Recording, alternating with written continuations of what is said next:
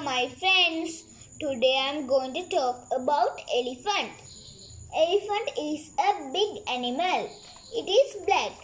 It has 4 legs and a trunk. Elephant eats leaves. It helps us to carry the heavy logs. Thank you.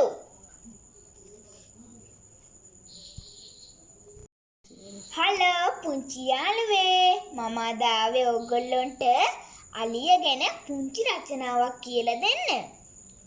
අලියා විශාල සතෙකි. ඌ කළු පාටය. ඌට කකුල් 4ක් හා හොඬ වැලක් ඇත.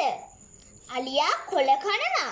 ඌ බරලේ කොටගෙන යාමට අපට උදව් කරනවා. ස්තුතියි. මේක ඔයගොල්ලන්ට ලස්සනයි නම් ලයික් එකකුයි සබ්ස්ක්‍රයිබ් එකකුයි කමෙන්ට් එකකුයි දාන්න.